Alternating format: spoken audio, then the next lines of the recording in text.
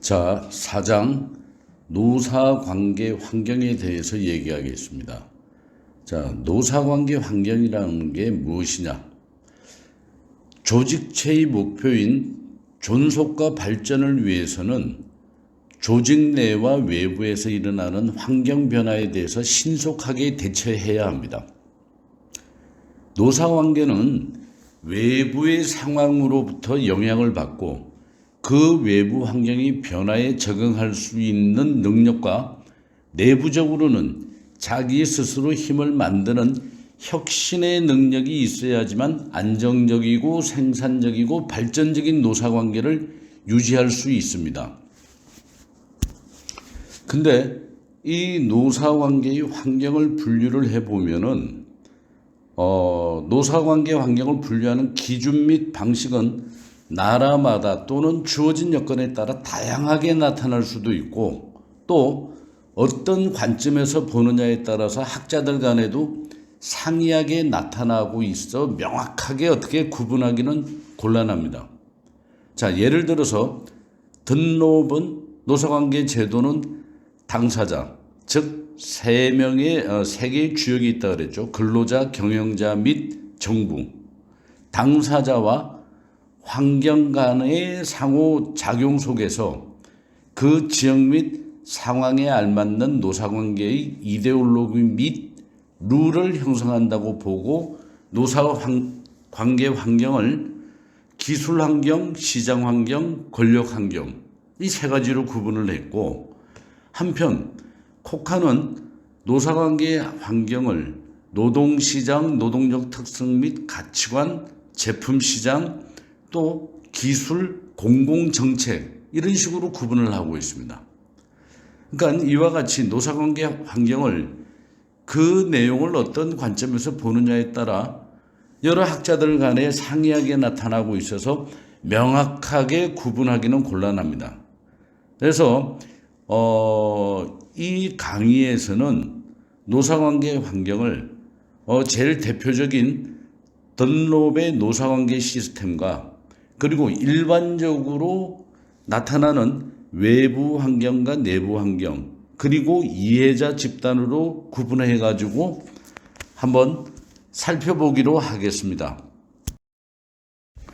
노사관계의 시스템적 접근을 미국 하버드 대학 노사관계연구소의 든롭 교수에 의해서 최초로 제기되었습니다. 그 후 대부분 하버드 대학교의 노사관계 시스템이라고 부르고 있습니다. 위에 나타나는 이 그림은 노사 당사자와 그 당사자들의 공통의 이데올로기 및 환경, 즉 기술, 시장, 권력의 상호작용 속에 일정하게 지배되는 규칙이 생산되어지는 하나의 거대한 총체적인 노사관계 시스템을 보여주고 있습니다. 자세한 내용은 뒷장에서 다시 설명을 드리도록 하겠습니다. 노사관계 시스템에서 던롭 교수는 이 시스템을 구성하는 요소가 세 가지가 있다고 그랬습니다. 첫째는 근로자와 그 대표, 노동조합이죠. 그 다음에 사용자와 그 대표, 경영자 및 정부라는 세 주역들이 있다고 그랬습니다. 둘째로는 기술적, 시장적 또는 경제적 환경이 있고, 셋째로는 이데올로기이며 이는 노사관계에 있어서 세 주역들이 가지고 있는 공통된 사상이라고 그랬습니다. 이 공통된 사상이 각 주역의 역할이나 위치를 정한다고 얘기하고 있습니다. 자, 이 노사관계의 세 주역들 중에서 우리가 살펴볼 것은 기술적, 시장적, 경제적 환경의 상호작용인데 이 속에서 일정하게 지배되는 통일된 규칙을 만들어 가는 것을 말한다라고 얘기하는데, 여기서 기술적 환경이라는 것은 무엇을 생산할 것인가를 따져보는 겁니다. 예를 들어서 설비라든지 그 공장의 규모라든지 종업원의 교육 정도를 그 환경을 따져보는 거고, 그 다음 둘째는 시장 환경이라 그랬습니다. 이 시장 환경은 제품 시장과 노동 시장으로 구분할 수 있습니다. 제품 시장은 그 시장의 경쟁의 어떤 정도를 얘기하는 겁니다. 예를 들어서 아주 경쟁적 시장에는 어떻게 할 겁니까? 경쟁이 아주 치열하겠죠. 하지만 독점적 시장에서는 혼자 막대한 수익을 누리고 있겠죠. 그 다음에 노동시장이라는 것은 그 인력의 특성을 얘기하는 겁니다. 이 노동시장은 다양하기 때문에 5장에서 별도로 자세하게 설명을 드리도록 하겠습니다. 그 다음 이 경제적 환경은 일명 권력적 환경이라고도 합니다. 어떤 학자들은 이 경제적 환경을 불경기와 호경기로 구분을 하나, 또 어떤 관점에서는 이 세 주체 간에 노동자, 경영자, 정부의 세 주체 간에 어떤 광범위한 사회 안에서 사회적 지위, 최고 권력자에 대한 접근 가능성, 정당 또는 일반 여론 등이 노사관계 체제의 구조를 형성시키는 하나의 여건이 될 수 있다고 봐서 이거를 권력적 환경이라고도 얘기를 합니다. 이렇게 공통된 사상이나 이념 등이 각 지역의 역할이나 위치를 정한다고 말을 합니다. 여기에서 하버드대학교 노사관계연구소가 가장 중시하는 것은 노사 간의 규칙을 만드는 과정과 세 주역들이 따라야 하는 규칙을 설정하는데, 그것은 사업장 또는 생산 공장마다 다른 작업 규칙과 그 복잡성을 통일적으로 만드는 것이라 그랬습니다. 이거는 앞에 그림을 보면은 이해가 되실 겁니다. 근데 여기에서 규칙이란 말은 작업장에서는 노사가 따라야 하는 임금이라든지 또는 인사고과 해고 등에 관한 규정 등을 어떻게 설정하는 것인가가 가장 중요합니다. 노사정이 공통의 목표로 하는 노조의 설립 정책과 그 다음 단체 교섭 및 노사 분쟁 해결 절차를 어떻게 설정하고 지켜나가느냐에 관한 연구가 바로 노사관계 시스템의 어떤 핵심이 되는 겁니다.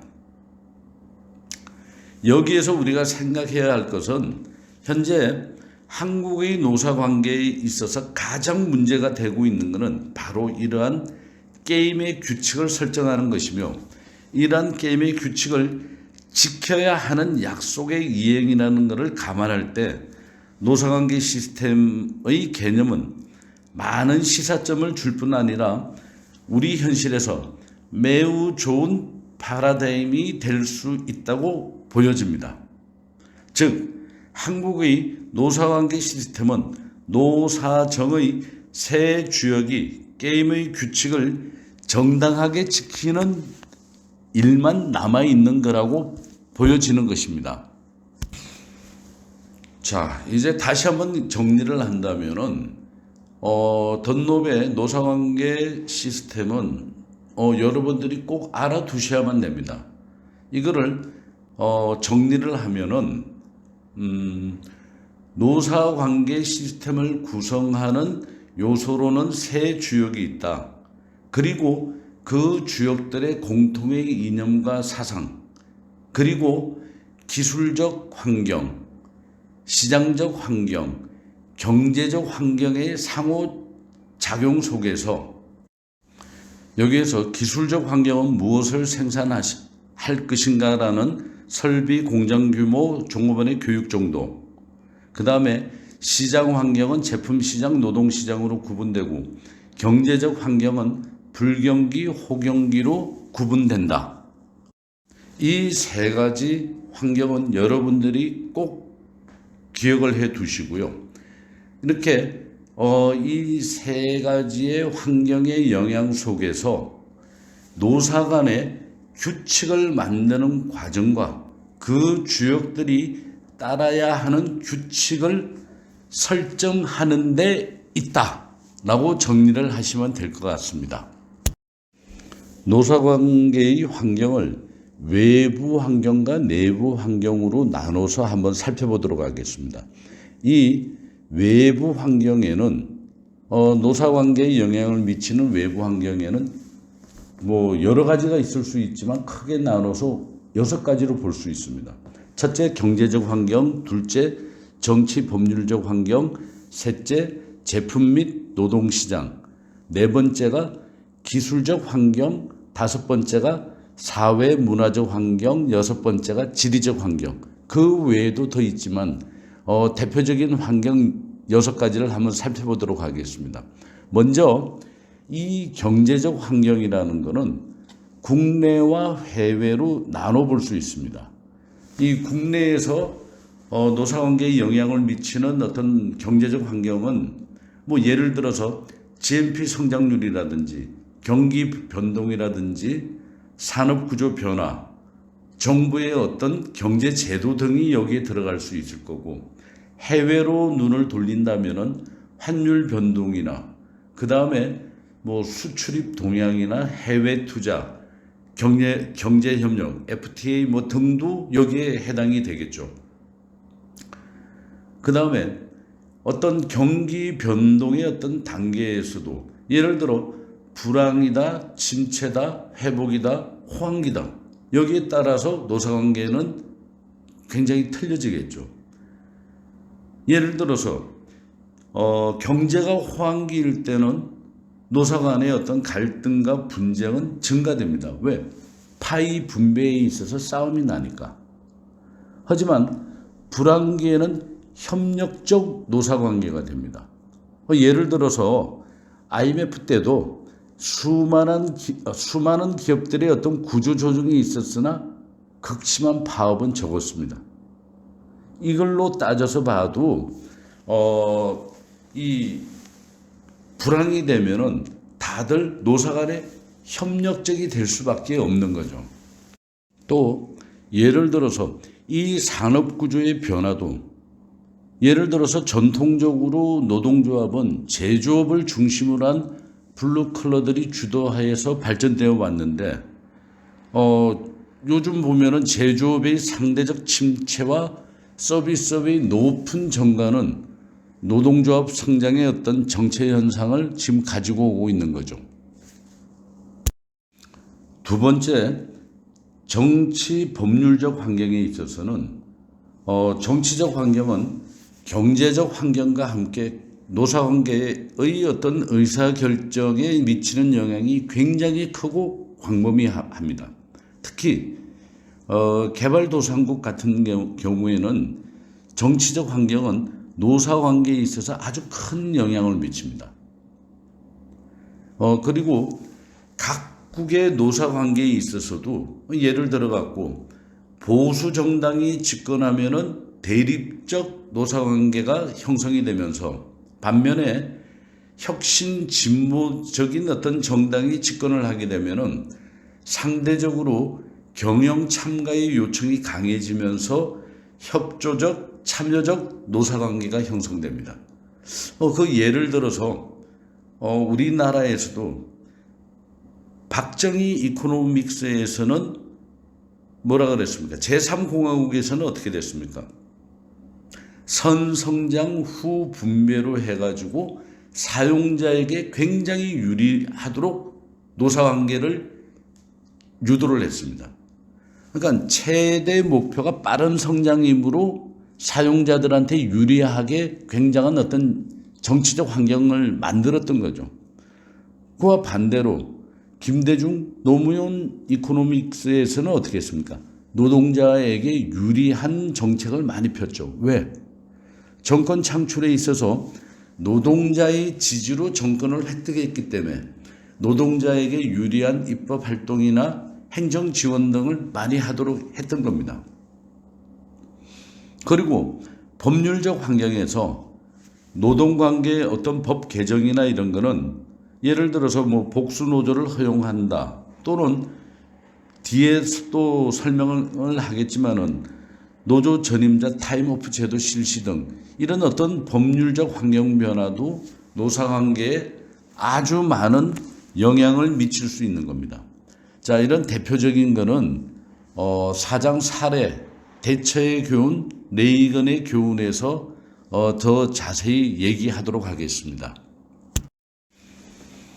제품 시장 및 노동 시장 환경에 있어서 첫째, 제품 시장은 수출 시장과 국내 시장으로 구분할 수 있으며 시장의 변화에 따라서 기업의 경영 전략이 변화하므로 예를 들어 성장 전략, 안정 전략, 퇴출 전략 등은 노사관계에 미치는 영향이 매우 큽니다.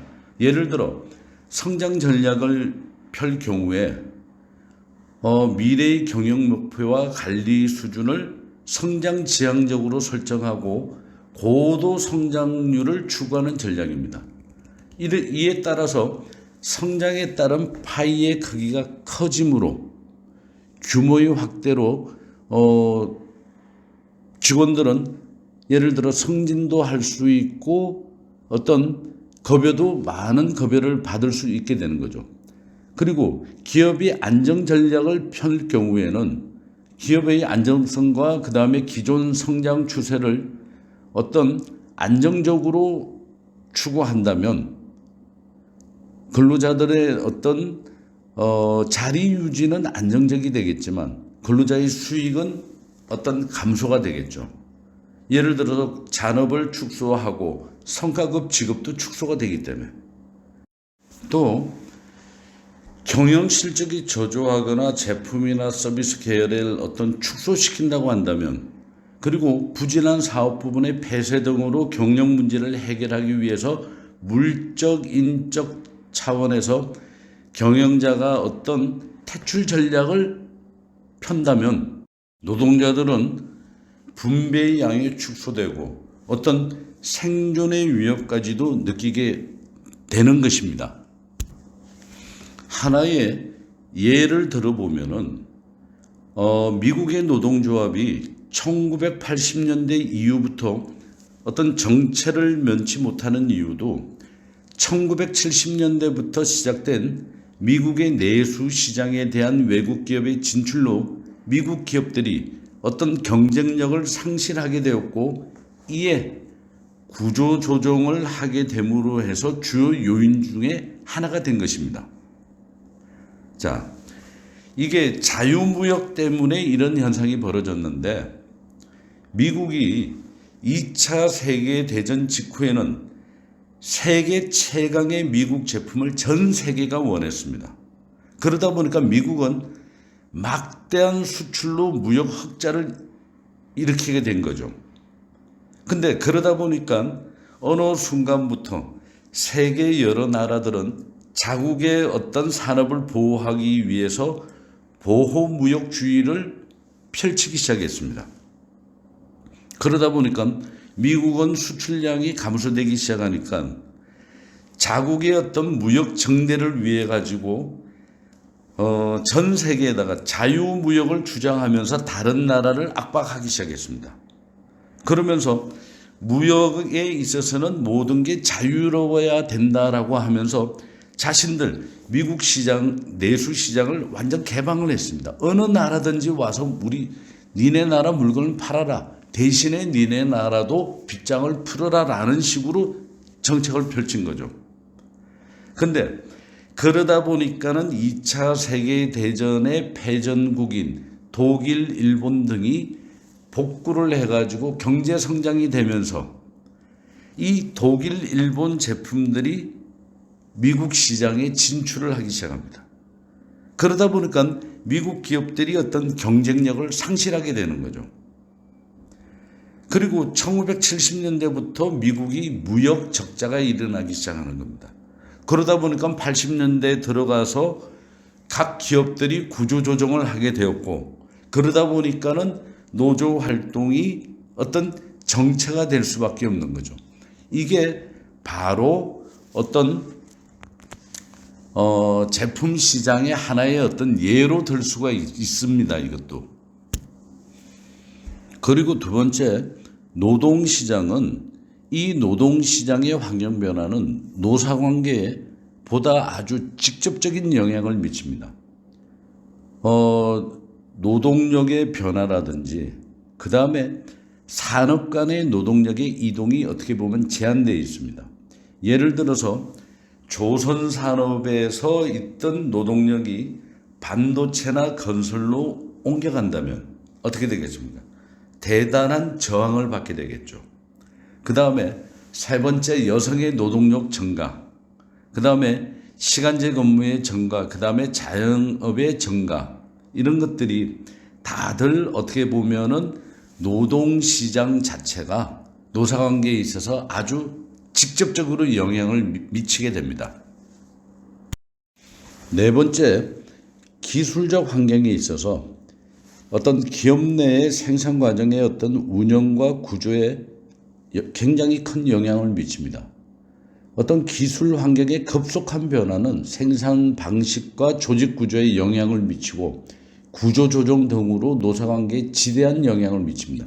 예를 들어서 필름 산업 같은 경우에 코닥이나 아거파나 후지나 거대한 글로벌 기업들이 있었지만은 지금 남아있는 기업은 후지밖에 없죠. 후지도 탈필름 산업을 했기 때문에 지금 후지가 주력 업종이 뭡니까? 예를 들어 복사기나 프린터나 다른 화학 케미칼 쪽으로 바뀌었기 때문에 살아남았던 겁니다. 이렇게 기술적 환경은 굉장히 급변하기 때문에 거기 따르지 못할 경우에는 대단히 노사관계에 있어서 큰 영향을 미칠 수 있는 하나의 요인이 됩니다. 그 다음에 사회 문화적 환경도 노사관계에 있어서 아주 영향을 많이 미칩니다. 예를 들어서 예년에는 자녀들이 한 가정에 보면은 자녀들이 한 서너 명이 됐습니다. 그러다 보니까는 어떤 품질이 우선이었습니다. 그러다 보니까 형이 입던 걸 동생이 물려받고 오래 가고 품질이 질기고 오래 가는 거를 택했지만은 지금은 각 가정마다 자녀가 한 명에서 두 명 정도 되다 보니까는 고급화가 우선이고 유행에 아주 민감해지기 시작했습니다.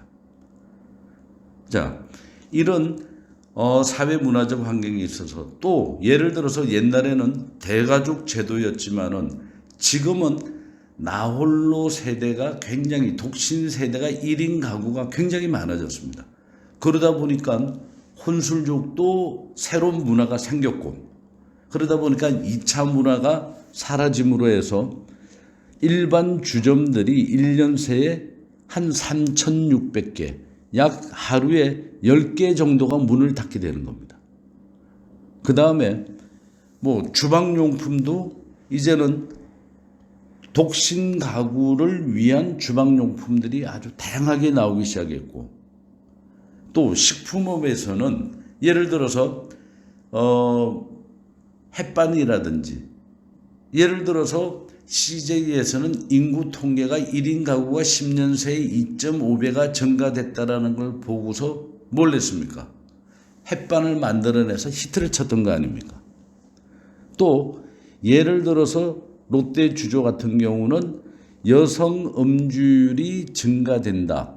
그 다음에 여성 경제 활동이 굉장히 참가율이 높아지면서 여성 음주율도 증가된다. 그래서 뭘 만들어냈습니까? 처음처럼이라는 저도 기존의 소주 도수보다도 낮은 도수의 소주를 만들어서 굉장히 주류 시장에서 히트를 치면서 아주 점유율을 굉장히 높였던 거죠. 이런 사회 문화적 환경도 노사 관계에 있어서 큰 영향을 미치게 됩니다. 여섯 번째, 지리적 환경에 있어서는 미국 같은 경우는 북부 지역과 남부 지역이 굉장히 틀립니다. 북부 지역은 이건 남북 전쟁의 영향 때문인지 몰라도 북부 지역은 노동조합의 힘이 아주 강력합니다. 그러면서 민주당이 우세하면서 진보적인 문화를 갖고 있습니다. 그 다음 남부 지역은 사용자의 힘이 우세하면서 공화당이 우세한 지역이고 굉장히 보수적인 문화를 갖고 있는 거죠. 미국으로 치면은 뭐 플로리다, 루지애나, 엘리바마, 그다음에 조지아, 버지니아 등이 여기 남부 지역에 속하는데, 근데 뭐 이거는 우연의 일치인지 꼭 여기에 해당되는 건 아닐 수도 있습니다만은 현대자동차 미국 공장이 엘리바마 공장이 남부 지역에 있다는 것도 하나의 어떤 그 영향을 받았을 수도 있다라고 보여집니다. 근데 이 지리적 환경이라는 것은 미국 자동차의 최고의 도시라는 데가 어디입니까?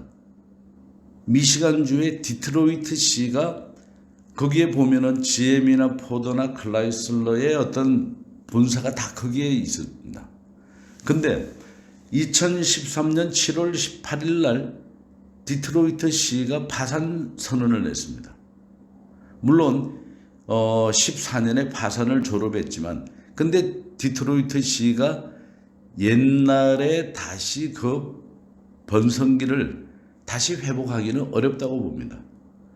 예를 들어서 1950년대 미국 자동차 산업이 굉장히 화랑일 때 디트로이트시의 인구는 200만입니다. 근데 지금은 70만으로 쪼그라드는 거죠. 왜? 1980년도에 일본 차들이 미국 시장을 잠식을 하기 시작한 거죠. 미국 자동차 시장의 40%를 일본 자동차가 잠식을 해버렸습니다. 그러다 보니까 어떡합니까? 미국의 각 자동차 회사들은 대규모 감원을 하고 철수를 하기 시작합니다. 그러다 보니까는 시 재정이 굉장히 악화가 되죠. 18,000명이던 공무원들을 12,000명으로 줄이고 경찰도 인력도 30%나 감원을 시키면서 주야 교대가 아닌 8시간 근무로 하는, 이렇게 되다 보니까는 디트로이트시는 굉장히 급락을 하게 되는 거고, 그 다음에 이제 최근에 들어서는 미국 자동차 산업이 어느 정도 좀 부활을 했죠. 하지만 미국 자동차 공장들이 더 좋은 조건의 다른 주로 이전을 하기 시작했던 거죠. 이렇게 하다 보니까는 이 지리적 환경도 굉장히 노사 간에 큰 영향을 미칩니다. 우리나라 같은 경우도 과거 산업화 초기에는 정부에서 사용자에게 유리한 노동 정책을 펴다 보니까는 외국인 투자가 활성화되기 시작했습니다. 그러다가 노사 관계에 있어서 투쟁적인 노사 관계가 되니까, 그리고 임금 상승이 굉장히 급격히 상승되다 보니까 많은 외국인 투자 기업들이 철수를 하게 된 거죠. 이렇게만 봐도 지리적 환경은 노사 관계에 있어서도 큰 영향을 미치는 하나의 요인이 될 수 있는 겁니다. 기업의 내부 환경에 대해서 한번 살펴보겠습니다. 기업의 내부 환경으로는 크게 기업 규모와 기업 자체 요인을 들 수 있고, 두 번째는 생산 방식, 세 번째는 지배 구조, 네 번째는 기업 풍토를 들 수 있습니다. 자, 근데 이 내부 환경은 기업 내부에 존재하는 여러 가지 강점과 약점으로서 내부적으로 통제 가능한 요인을 얘기할 수 있는 겁니다. 첫 번째, 기업 규모와 기업 자체 요인은 기업 규모에 따라서 노사관계는 달라지게 됩니다. 예를 들어서 중소기업은 노동조합이 없는 경우가 대부분입니다. 그러면 역설적으로 얘기를 한다면 임금이나 근로조건이 대기업에 비해서 아주 낮은 중소기업에 노동조합이 없는 이유는 뭡니까? 서로 인간관계가 회사 사정을 너무나 잘 알기 때문에 노조 활동이 한계가 있는 경우가 많아서일 겁니다. 하지만 반대로 대기업에는 노동조합이 있는 경우가 대부분이고, 그러다 보니까 상대적으로 임금과 근무 환경이 양호한데도 노사분규가 많이 발생되지 않습니까? 이러다 보니까는 기업 규모와 기업 자체 요인이 하나의 어떤 큰 영향을 차지한다고 볼 수가 있는 거죠. 두 번째, 생산 방식은 노동의 강도가 높고 블루칼라 노동자가 많은 업종이 노사분규가 많습니다. 주로 보면은 광산, 철도, 중공업 같은 경우가 여기에 해당되는데, 또 같은 규모의 기업이더라도 기계 중심의 어떤 대량 생산 시스템에서는 이 근로자의 어떤 소외감 및 관리자의 관료주의 현상 때문에 이 노사분규가 또 발생 빈도가 높습니다. 그런데 이와 반대로 작업 환경이 양호한 전자, 반도체 및 소프트 업종, 서비스 업종은 상대적으로 노사분규의 발생이 아주 낮은 그런 면도 있습니다. 세 번째, 지배구조는 사용자가 회사 대표인 경우는 이 사용자, 그들이 갖고 있는 가치관에 의해서 노조에 대해서 굉장히 비판적이고 적대시하는 경우가 많습니다. 그런데 전문 경영인은 주주의 이익뿐 아니라 근로자와 소비자 등의 어떤 각각의 이해 집단을 다 이해하고 협상을 통해서 해결하려는 경향이 있기 때문에 아주 부드럽게 이렇게 노사 간에 타협이 잘 되는 경우도 있습니다. 네 번째, 기업 풍토는 사용자가 갖고 있는 노사관, 그 다음에 노동자가 갖고 있는 노사관, 그 다음 제일 중요한 거는 노동자들이 노동 문제의 과거의 해결 방법에 따라서 큰 영향을 미친다는 겁니다. 그러다 보니까 예를 들어서 현대자동차와 삼성전자를 놓고 본다면 현대자동차는 매년 노사분규가 거의 있다시피 하는 반면, 예를 들어서 삼성전자는 어떤 노사분규가 없죠. 물론 의도적으로 노동조합이 만들어지는 것을 회사가 억제하는 경향도 있지만 최고의 대우를 해주면서 종업원들이 노동조합의 필요성을 별로 못 느끼게 만드는 것도 하나의 기업 풍토에 들어갈 것입니다.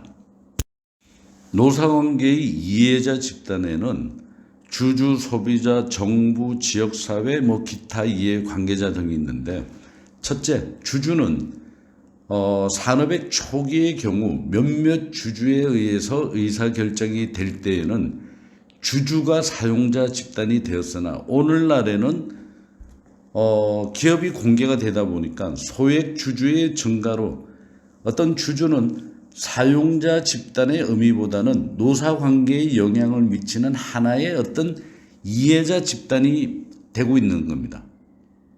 두 번째, 소비자는 최근 소비자들은 권리를 지키기 위해 소비자들의 어떤 사회 참여가 확대되면서 소비자 단체 등이 노동 문제나 노사 관계에 굉장히 많이 참여하기 시작했습니다. 그러다 보니까는 지하철 파업을 한다 할 때도 소비자 단체가 반대를 하니까는 취소를 해버리고, 택시 파업도 소비자 단체들이 반대를 하니까는 자제를 하게 되는 거고, 이러다 보니까 따라서 일상생활과 밀접한 관계가 있는 업종의 경우는 노사쟁의의 성공 여부는 소비자와 시민들의 지지 여부가 큰 영향을 미치게 되었습니다. 그다음 세 번째, 이 정부는 규제와 지원의 어떤 두 가지 속성을 지닙니다. 이 정부가 보면은 노사관계에 있어서 법규와 규정 등을 통해 가지고 노사분규에 개입을 합니다. 개입을 해서 알선, 조정, 규제 등을 하는 거죠.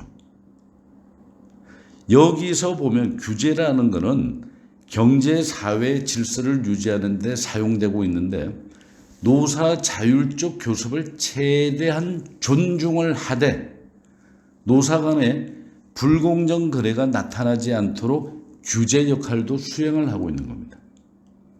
그리고 지원 역할이라는 것은 정부가 어떤 배분 정책이나 유인 정책을 피는 거죠. 이거는 시장 가격 정책과도 아주 유사합니다. 노사 간에 스스로의 이익을 충족시킬 수 있도록 유인을 하는 거죠. 그리고 서로 간의 양보를 갖도록 하는 거고, 그 다음에 복지 정책이나 고용 창출, 그 다음에 노동관계법의 어떤 개정 등을 통해서 노사를 지원하는 그런 역할을 합니다. 근데 대부분 보면은 사용자보다는 노동조합을 더 지원하는 그런 경향이 있습니다. 그리고 네 번째 지역사회는 공장의 폐쇄나 해외 이전 등으로 지역 경제가 파산이 되는 경우가 생깁니다. 그러다 보니까 예를 들어서 울산의 현대그룹이 장기간 파업을 할 때 지역 주민들이 데모를 했습니다. 왜냐하면 총파업을 자제를 촉구하는 데모를 하게 되는 거죠. 그러다 보니까는 지역 사회도 눈치를 안 볼 수가 없게 되는 거죠. 근데 여기에 보면은 종업원도 하나의 이해자 집단에 들어갑니다. 종업원 자체도 이해자 집단으로 영향력을 증대시키기 시작하는 거죠. 종업원들도 고학력의 의식 수준이 향상되다 보니까는 하나의 이해자 집단에 들어갈 수가 있는 겁니다. 그 외에도 기타 이해자 집단에는 협력업체라든지 거래은행이라든지 특히 언론기관 같은 경우는 여론몰이를 통한 영향력이 아주 막강합니다. 요까지가 어떤 노사관계의 이해자 집단에 해당될 것입니다.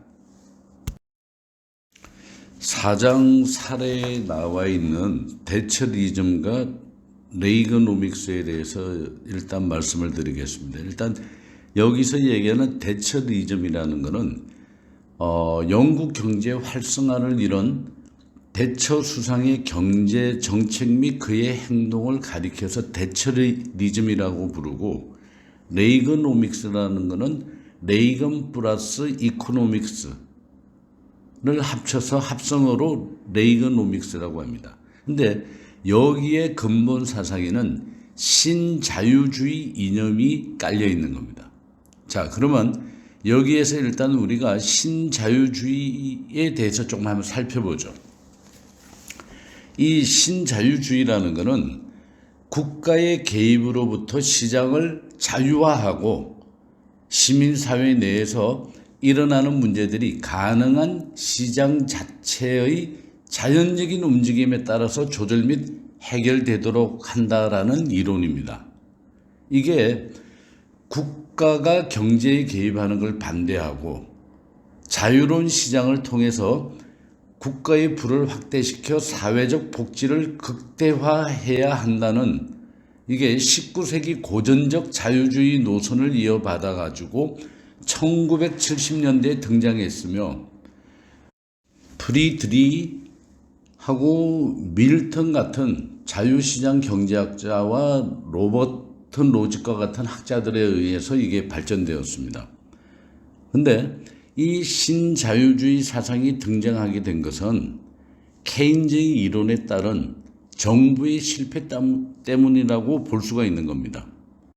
1970년대 이후 장기 불황의 문제를 해결하지 못한 케인즈의 경제 정책과 무능력과 초국가적 자본의 세계화에 따른 민족국가 형태의 제한성을 비판하면서 등장한 것이 신자유주의입니다. 이 자유주의는 당시의 경제 위기가 무리한 복지 정책과 공공부분의 확대, 어떤 자본에 있어서의 정부의 지나친 개입으로 초래되었다고 보아진 겁니다. 자, 그러다가 1980년대 초 영국과 미국에서 신자유주의가 등장하게 됩니다. 이게 뭐냐? 국가의 경제 개입을 최소화하고 시장 논리에 맡겨야 한다라는 얘기입니다. 자, 그러면 여기서 신자유주의의 특징이라는 게 뭔가 하면은 첫째, 각 정부가 긴축 정책을 펴야 한다는 겁니다. 예를 들어서 물가 안정이나 사회복지 기금을 대폭 감소를 해서 정부의 지출을 아주 축소시켜야 한다는 거죠. 그건 일명 작고 강한 정부. 우리나라 어느 정부에서 이걸 외쳤죠. 그다음 두 번째, 세금을 감면시켜야 된다는 거죠. 그러니까 예를 들어서 법인세를 인하시켜 갖고 기업의 투자 및 소비 촉진을 시켜야 된다. 이명박 정부 때 법인세를 인하했죠. 자, 세 번째는 공기업을 민영화해서 경쟁력을 강화시켜야 한다는 겁니다. 왜냐하면 공기업이 주인이 없다 보니까 계속 손실이 나고 손해가 나다 보니까 정부 예산이 거기 투입되니까 민영화를 시켜라 이거죠. 민영화 시켜서 수익 창출을 일으켜라 이거죠. 그럼 수익 창출을 일으키기 위해서는 어떻게 해야 됩니까? 비용을 절감해야 되는 거죠. 비용 절감을 위해서는 감원이죠. 자, 네 번째가 중요한 겁니다. 노조 세력을 약화시켜라. 이거는 우리가 5장에서도 자세히 이제 설명을 드릴 건데 노동시장에 유연합니다. 이 노동시장에 유연하다는 말은 기업이 채용과 해고를 자유롭게 할 수 있게 만드는 겁니다. 자, 기업이 임의대로 채용을 하고 해고도 임의대로 할 수 있다면 기업은 취업자들을 채용을 많이 하겠죠. 자, 이렇게 되면은 취업자가 증가돼서 경제가 활성화된다라는 논리입니다. 다섯 번째는 기업 규제를 완화시켜라 이거죠. 기업이 규제가 완화되면은 기업 경영이 활성화가 되는 거죠. 자, 이런 게 신자유주의의 어떤 특징입니다. 그렇다면은 이 신자유주의의 어떤 사례나 기본적인 성격은 뭐냐? 첫째, 노동자에 대한 어떤 극단적인 공격입니다. 자, 이거는 기업들이 경영수지 개선을 위해서 정리해고를 실시를 한다는 얘기입니다. 그리고 이 호경기에도 높은 수익률을 내고 있는 기업에서도 더 높은 이익률을 위해 가지고 대규모 정리해고를 한다면 그거는 능력 있는 경영자라고 도리어 칭찬을 받는 그런 어떤 세태가 되는 겁니다. 자, 이렇게 되면은 비정규직이 양산이 되겠죠. 그 다음에 기업의 장기 근속자를 해고하고 그 자리에 비정규직을 투입을 시키는 거죠. 자, 이렇게 되면은 노동조합이 무력화되고 그 다음 노동조합을 약화시킬 수 있는 거죠. 그 다음에 두 번째는 뭔가 하면은 공공부문과 사회복지를 축소시키는 겁니다. 예를 들어서 철도, 수도, 전력, 통신 등의 어떤 공공부문을 민영화해버리면은 대량 해고와 가격 인상의 어떤 그런 문제점은 발생되지만 정부는 막대한 현금과 만성 적자로 세금을 밑빠진 독에 물 붓기 식으로 낭비를 하던 것을 축소를 시킬 수가 있어지는 거죠. 우리나라도 그런 정책을 추진을 했었죠. 이명박 정부 때. 자, 그 다음은 사회복지를 축소시킵니다.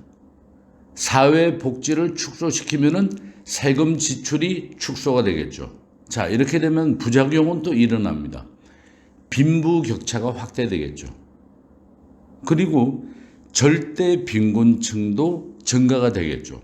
자, 이러한 사례를 놓고 1980년대 영국의 대처 정부와 레이건 정부의 정책으로 대표되는 대처리즘과 레이거노믹스는 바로 신자유주의의 어떤 대표적인 정책이라고 할 수 있습니다. 영국의 대처 수상은 집권하면서부터 비효율적인 국영기업을 민영화하고 복지 예산을 줄이면서 정부의 규모를 축소하면서 세금을 줄이고 노동의 유연성을 확보해 갖고 기업 환경을 개선함으로 해서 시장을 활성화시켰습니다. 그리고 미국의 레이건 대통령은 집권하면서부터 강한 미국을 주장하면서 복지 예산과 환경 예산을 축소하고 세금을 감면해 가지고 시장 활성화를 꾀했던 겁니다.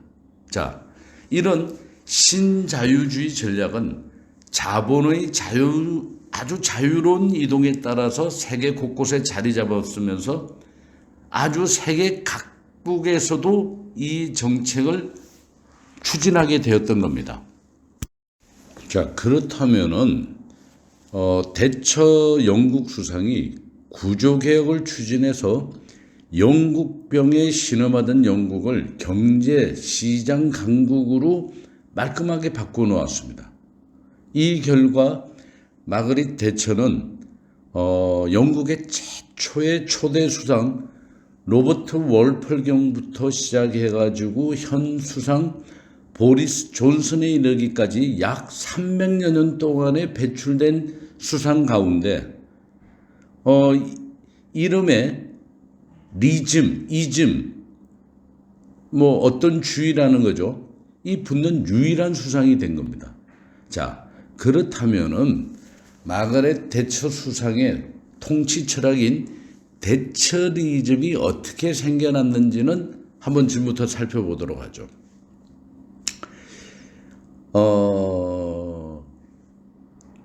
일단 대처리즘에 힘입어서 세계 역사가 1980년대부터 사회주의에서 시장경제로 돌아섰던 겁니다. 자, 먼저 마그릿 대처가 노동개혁을 추진하게 된 배경부터 한번 살펴보도록 하죠. 자, 이거는 1970년대 영국은 그야말로 노조천국이었습니다. 이 노조는 정책 내용에 따라서 노동당, 보수당 할 것 없이 멋대로 정권을 갈아치웠습니다. 이 정도로 노동조합이 힘이 막강했던 거죠. 자, 노동당 칼란 정권하에서 1978년 말부터 1979년 초에 걸쳐서 자동차, 운수, 병원, 청소 노조가 연합해갖고 겨울에 큰 파업을 벌여버립니다. 이게 일명 불만의 겨울로 불리는 아주 악명 높은 노조 파업인데 이는 1970년대의 영국이 노조 천국이었음을 보여주는 아주 대표적인 예입니다. 자, 이렇게 불만의 겨울 파업으로 인해서 국민에게 참기 어려운 고통과 정부에 대한 어떤 불신을 안겨주었던 거죠. 자, 이런 불만의 겨울이 지나고 봄이 돌아오자 이때 보수당 당수인 마그릿 대처가 5월 총선에서 노조 천국 극복과 사회주의 추방을 선거 공약으로 내세워서 승리를 거두고 수상이 된 겁니다. 자, 그러고 나서 대처는 집권 11년 반 동안에 5차례에 걸쳐서 고용법과 노동조합법을 재정 개정을 통해 가지고 노조 파업을 막으면서 노조의 힘을 무력화시켰던 거죠. 자, 그러면 1980년부터 88년에 걸쳐서 대처가 추진한 고용법과 노동조합법 재개정을 한 몇 가지만 예를 들어보면은 먼저 1980년에 고용법을 개정을 냈습니다. 그러면서 육장 노동조합에서 자세히 이것도 설명할 겁니다만은 영국이 갖고 있던 특유의 클로즈드 샵 제도를 개정을 합니다. 이 클로즈드 샵은 뭔가 하면은 노조원만이 회사원이 될 수 있는 제도로서 어떤 노동조합의 결속에 있어서 아주 큰 힘을 발휘하는 그런 노동조합을 위한 샵 제도라고 볼 수 있습니다. 그러니까 그거를 개정을 하면서 그 다음에 동정파업도 불법화로 만듭니다. 이 동정파업이라는 거는 석탄 노동조합에서 파업을 하면 운수 노동조합도 같이 동일하게 파업하는 그런 제도를 불법으로 여기고 제재를 하기 시작했던 거죠. 그 다음에 84년에는 고용법을 개정하면서 노동조합의 면책특권을 약화시키고 또 88년에는 노동조합의 면책특권을 완전히 박탈을 시켜버렸습니다.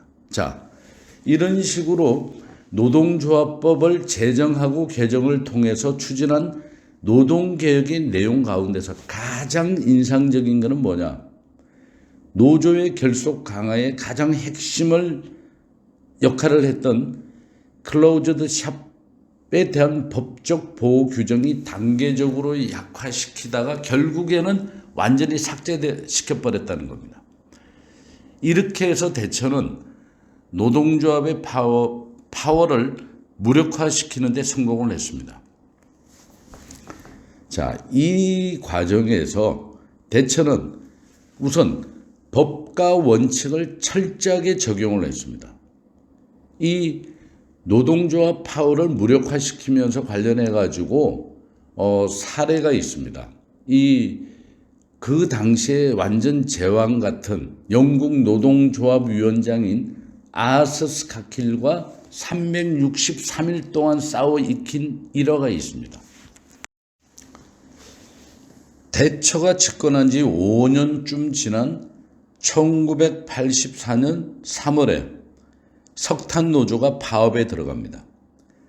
이 같은 날 국영석탄공사 총재가 대처의 구조개혁의 일환으로 1985년 중에 채산이 맞지 않는 전국의 탄광 약 20개소를 폐쇄하고 통합하고 직원 2만 명을 감원한다는 계획을 노조 측에다가 제시를 한 게 파업의 발단이 된 겁니다. 당시 영국의 그 국영석탄공사는 1946년에 국영화된 이후로 노조의 발언권이 강화되었고 무사 안일 무책임 경영이 아주 만연해 있던 그야말로 만성적자가 나는 그런 석탄 공사였던 겁니다. 자, 그러다 보니까 석탄 노조는 정부 조치에 반대해갖고 곧바로 파업에 들어갑니다. 자, 이때 대처는 석탄 노조 파업이 장기화되리라고 미리 예상을 했습니다. 예상을 하고 국내에서 필요한 석탄을 몰래 수입해가지고 저장을 해놨던 겁니다. 그래서 이미 대비책을 철저하게 마련해 놓았던 겁니다. 근데 이 석탄 노조가 파업에 들어갔는데 다행히도 생산성이 좋은 주에 있는 탄광 노조원들이 반대로 해갖고 전국 탄광 노조원들 17만 명 중에 5만 명은 참여하지 않아서 일부 석탄이 생산은 되는 아주 전국적인 파업은 이루어지지 않았던 겁니다. 자, 그러다 보니까 이 석탄 노조가 파업을 363일 동안 이끌어 왔습니다. 근데 석탄은 부족하지 않았던 거죠. 그러다 보니까 1985년 3월에 스카길 위원장이 여러분 투쟁은 계속합니다. 그러나 오늘부로 파업은 끝입니다라는 선언으로 드디어 손을 들고 말았던 겁니다. 근데 이 스카길이라는 인물이 어떤 인물인가 하면은 전국 탄광 파업을 통해서 그 당시에 1974년도에 보수당 히스 정권을 무너뜨린 제왕 같은 노조 위원장이었던 겁니다. 근데 이러한 그가 철의 여인 대처 수석 앞에 무릎을 꿇고 만 겁니다. 자, 이처럼 마그릿 대처는 법과 원칙을 철저하게 적용하고 아주 노동자를 가혹하게 다루어 없고 파업에 따른 모든 책임을 노동조합한테 물어버렸습니다. 자, 그러다 보니까 이런 노동조합이 무력화가 될 수밖에 없죠. 그래서 노동개혁에 성공해서 노조 천국인 영국을 노동시장이 유연한 나라로 만들었던 거죠. 자, 그러다 보니까 1979년부터 90년 11월까지 그녀의 어떤 이러한 정책들이 대처리즘으로 성화되어 가지고 세계 여러 나라에서 정책으로 채택이 된 거죠. 나중에 오장 노동시장에서 그 사례들을 말씀해 드리겠습니다. 자, 그리고 나서 대처 수상이 물러난 뒤에 1997년도에 노동당으로 정권이 바뀌었습니다. 이 정권이 교체됐지만 그 당시 노동당 당수인 토니 블레어 수상도 어떤 정책은 대처리즘의 연장선으로 계속 그걸 연장해서 그 정책을 그대로 끌고 나갔던 겁니다. 자, 이러한 대처가 2013년 4월에 사망을 합니다. 근데 이러한 마가릿 대처의 평가는 완전 극과 극입니다. 어떤 대처리즘을 긍정적으로 평가하는 쪽에서는 영국 경제를 부흥시켰다. 대처 수상의 경제정책은 긴축재정과 민영화, 복지정책의 축소를 통해서 작은 정부를 구현했고 석유, 항공, 항만, 통신, 가스 등 공기업의 어떤 대대적인 매각 작업을 펼쳐서 인플레이션을 막고 경제를 안정시켰다. 그리고 공공지출을 최대한 억제하고 긴축 정책을 펼침으로 해갖고 큰 정부를 지향하던 시기에 지나치게 큰 복지 정책은 생산성을 저하시키고 어떤 계속되는 파업을 불러일으키던 어떤 영국 사회를 혼란스러웠던 영국 사회를 과감하게 복지 축소 정책을 펼침으로 국가 재정을 늘려서 이 영국의 경제를 부흥시켰다라고 굉장히 칭찬하는 반면 빈부격차를 심화시켰다.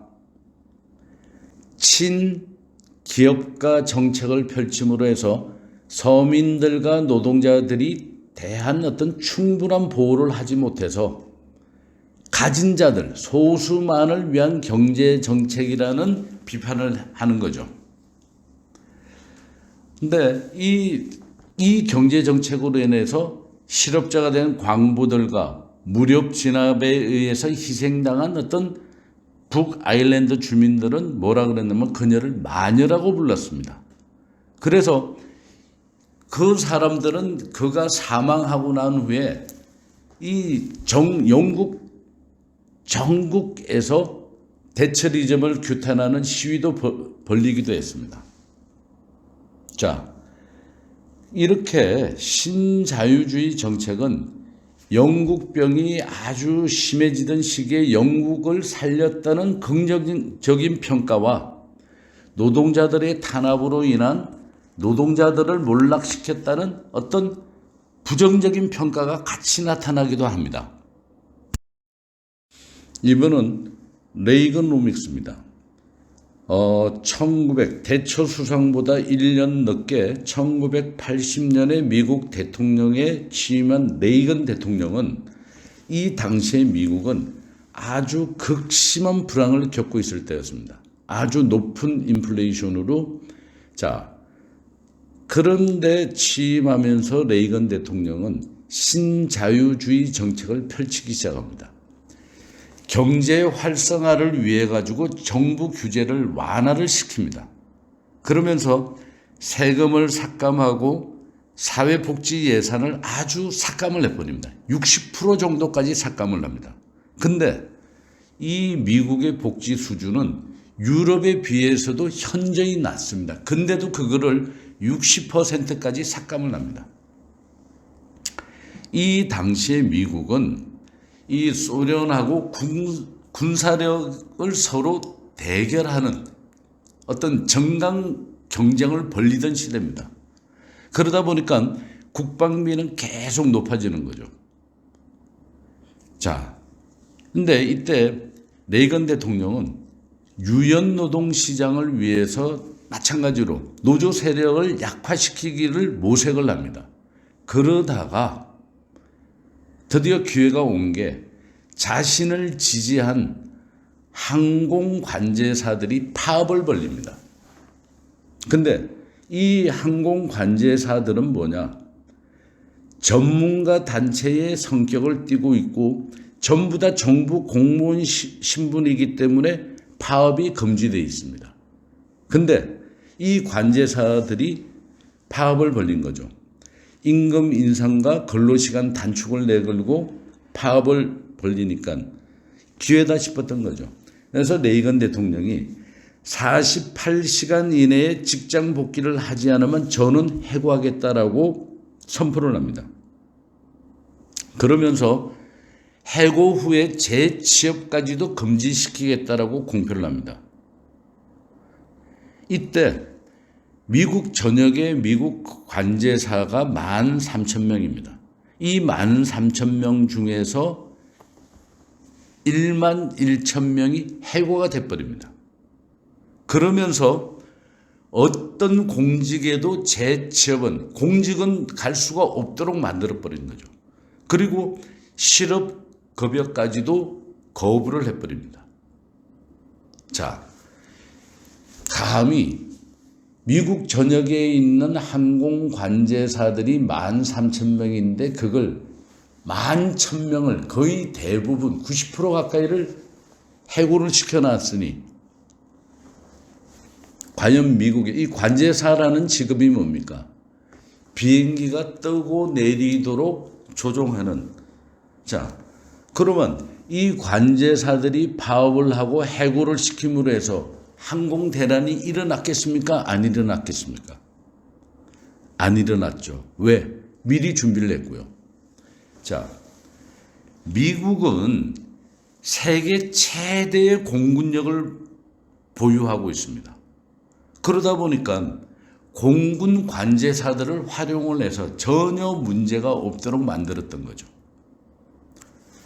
자, 그리고 이거를 계기로 해가지고 미국도 노동조합의 세력이 굉장히 강한 나라 아닙니까? 근데 이 사건을 계기로 기업들의 어떤 본격적인 노동조합 공격이 시작됩니다. 그동안에 사용자가 무조건 노동조합이 요구하면 따라야 됐는데 그 다음에 이 사건을 계기로 해서 사용자가 무조건 노동조합의 요구에 따르는 일이 없도록 행동에 옮기기 시작했던 겁니다. 그래서 이를 계기로 1980년대 이후 미국 노동조합이 위축하게 되는 하나의 원인이 됐던 겁니다.